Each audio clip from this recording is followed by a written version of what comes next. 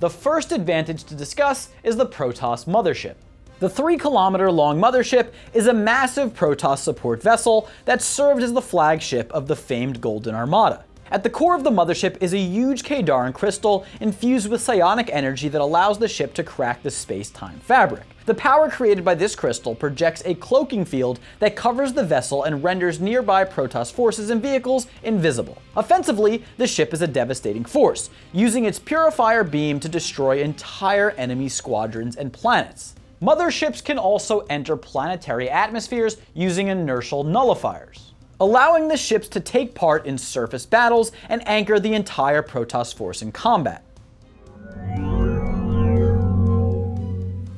Of course, we cannot talk about Protoss ships without discussing our next advantage, the incomparable Spear of Dune.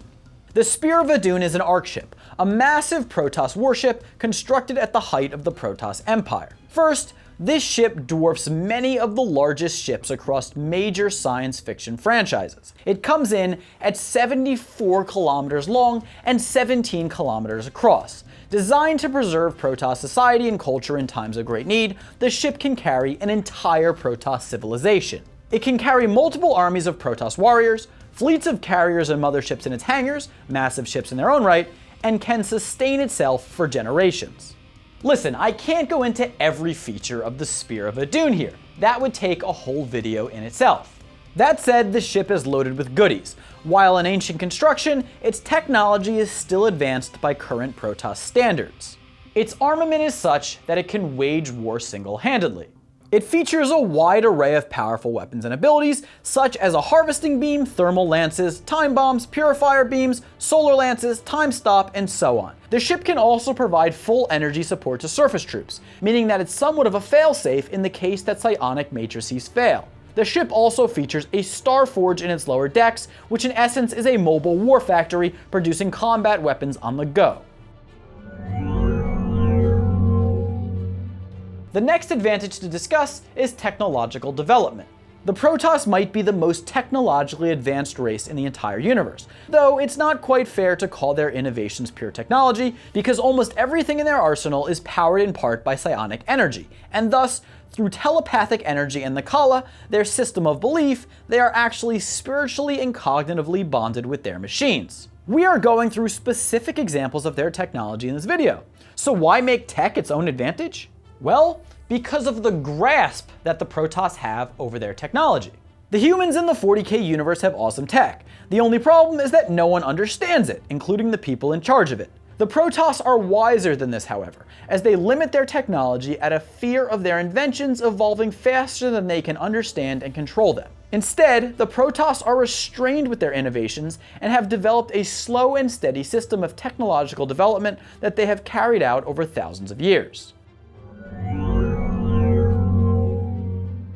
Next up, we have warp travel. As the Protoss have been developing their technology through the ages, as you might expect, they have mastered warp travel and the complexities of time and space. I'd like to be able to rag on them more because they're aliens, but I don't know how to use a toaster.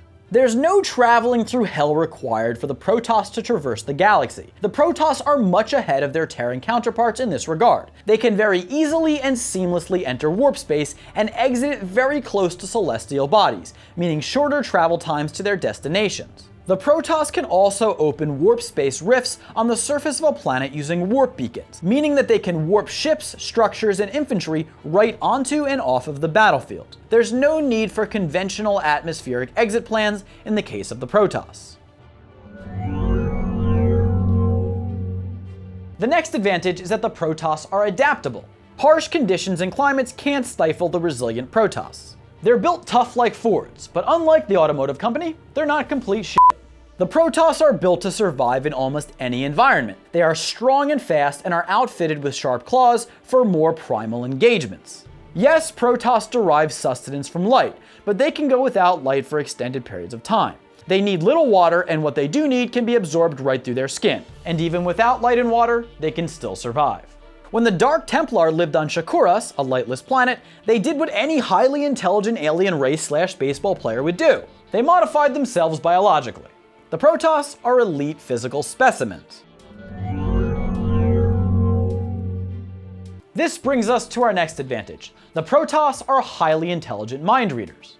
The Protoss are of unrivaled intelligence and are able to simultaneously process multiple channels of thought and memory in an instant. While Jim Raynor's superpower is an unlimited capacity to process beer in his stomach, the Protoss can think far ahead of their enemies in battle. And they also have psionic powers, meaning they can read minds. But they can also use their psionic abilities to charge their weapons, shield themselves, and manipulate matter.